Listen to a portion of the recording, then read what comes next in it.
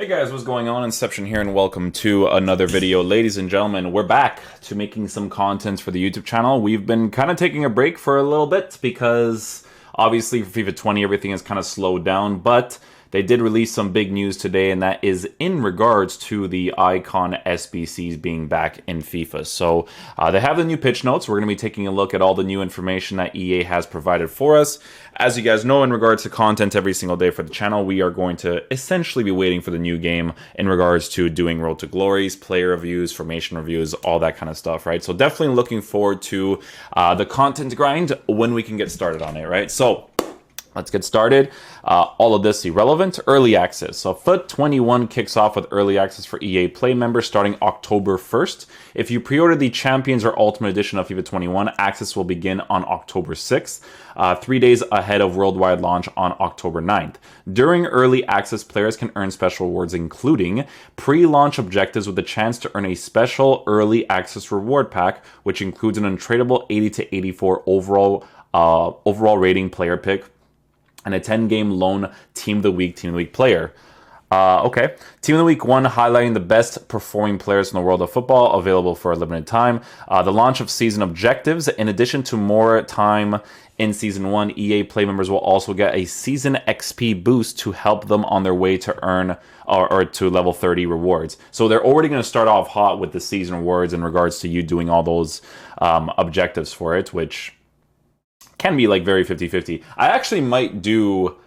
I don't like playing against AI, but I might do squad battles next year because I'm going to need all the coins that I can get, and it's pointless to not play a game mode after you hit a certain point in the actual game, because making the extra coins is very important, right? So I might just do it anyways.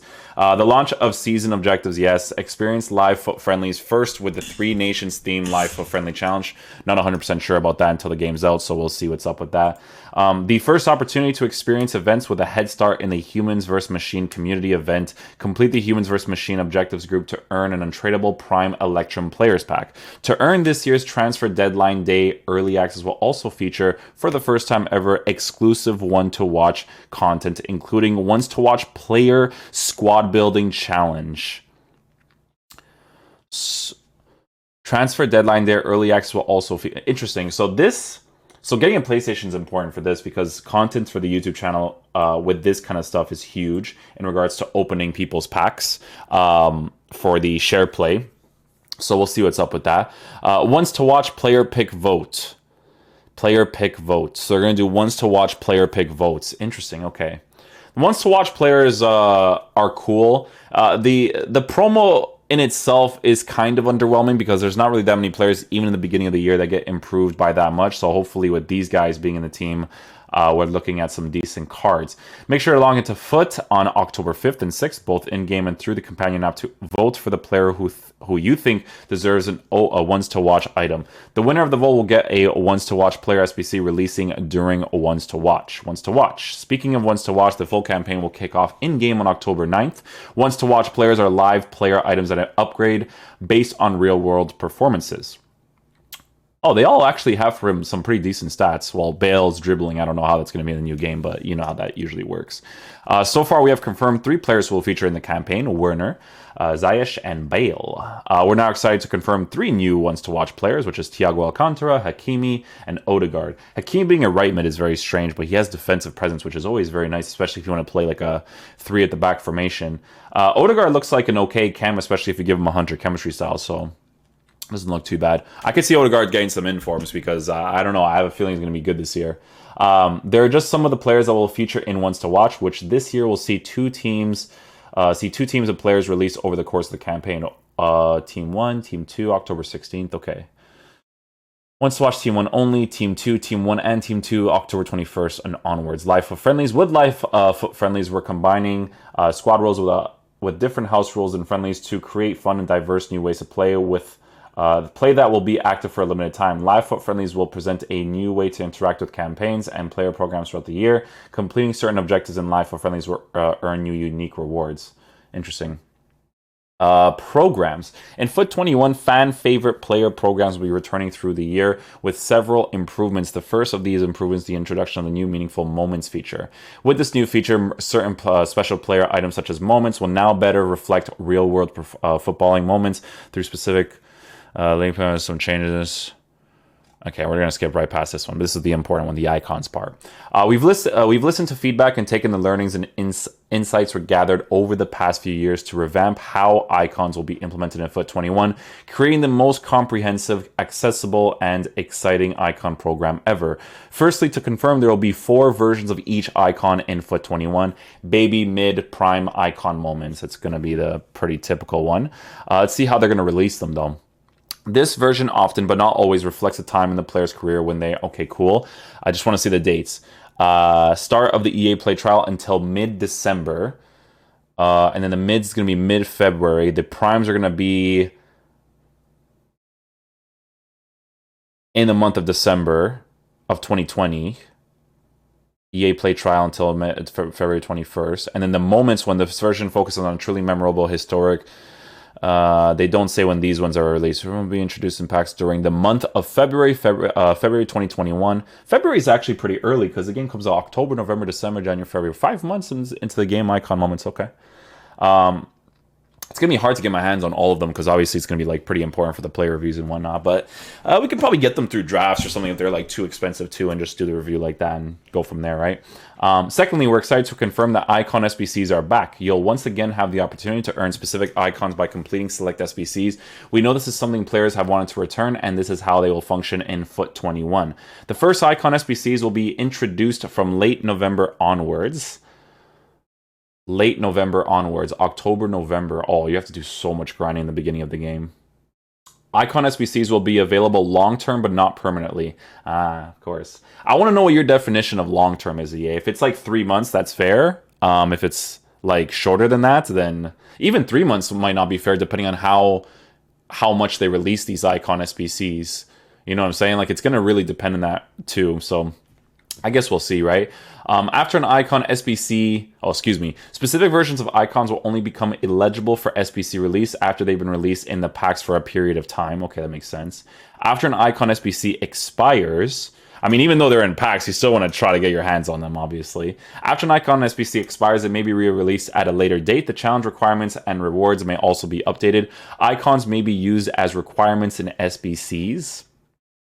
Lastly, the hugely popular icon swaps will also be returning in Foot 21.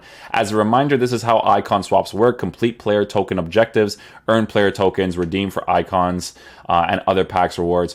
So they're doing both icon swaps and the icon SBCs. That's pretty big, actually. That's actually pretty big. It's good to be able to do both of them. You're doing one through gameplay, and you're doing one through... doing it through the SBCs. Again, my big issue is that there's no gameplay balance in regards to the gameplay game modes, because you're most likely going to have to do these challenges and stuff through division rivals, and it's just really dumb to have to do certain things if you're in like the higher divisions or the lower divisions, and it's just the balance is wrong. We've already made a video about this. Based on learnings, feedback, and the return of icon SBCs, there will be a handful of changes made to icon swaps this year. Icon swaps 1 will begin during December.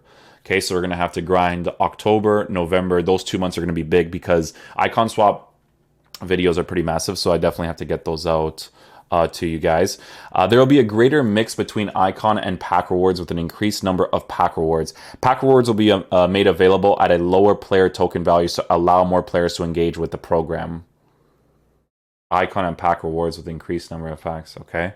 No specific version of an icon example base released through an SBC will be released again through icon swaps and vice versa. Okay.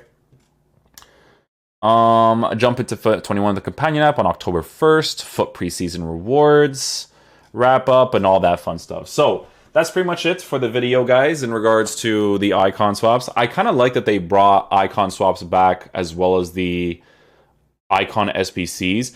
The time frame is really going to depend on what their actual time frame is in game. I just think it's important to have both options in regards to gameplay and in regards to getting them through SBCs. It's just that my big issue with icon swaps is that if you have to do these objectives, like, I don't know, you have to use a certain team that's might not necessarily be full meta, and then you got to use them in Division 1 against people that are using full meta squads, sweating it out. And you can't really blame them because that's the competitive mode.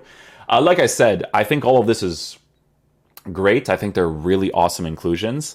But I will always stand by the fact that instead of online friendlies, they should have just added the World Cup format tournament in that area. You know what I'm saying? And I think that we would have a really good game of FIFA. Like, even though the gameplay inconsistencies is one thing, which I will always mention because it's always going to be a relevant thing, I just feel like that was, I thought that part was very important for the general balance of the game, because I might have to have a secondary account or have someone else that just doesn't want to get to the top tier divisions, do the objectives, and then just do it through their accounts, because I'm going to try to stay in Division 1 as long as it is relevant for the YouTube channel, right? Because my content, the way I play the game revolves around my content, and if it no longer at some point makes sense to make Division 1 reward content and I could just get it from somebody else or whatever, then I will do whatever makes it easier. Foot champs we definitely need to play regardless, because it's very important for a gameplay oriented channel to play it. But yeah, we'll see, man. It's really just going to depend on the vibes of what's happening in that moment, because with YouTube, guys, honestly, technically I don't even have to play these two game modes. I can just utilize the transfer market as much as possible, get my coins, do the player reviews, do formation reviews, do all of that, and never play those two modes. But I do want to start streaming again, and I feel like streaming those two modes is important, and there's so much content that can be made while I stream. So regardless, we're going to see what the vibes are. I think the YouTube channel will be fine. The Twitch streams, it's going to really depend on the mood, but I do hope that I have that fire in me to stream like I used to back in FIFA 15, because I used to love playing Division 1 back in the day because it was the top 3 divisions for matchmaking. Like, again, we don't want to play against, like, honestly, if I played anyone where I'm beating them like 6-0 in the first half, it's not fun, right? Like, anything below Division 4 was like, right? But the top 3 was perfect because you would face competent, high tier, just mated tier into division type players, right? So, but regardless, guys, big news for Icon Sauce, big news for Icon SBCs. Pretty happy in regards to those being in, but just missing that balance, I would say. But thank you guys so much for watching the video. I'll catch you guys for the next one. Peace out, my dudes. Love you guys.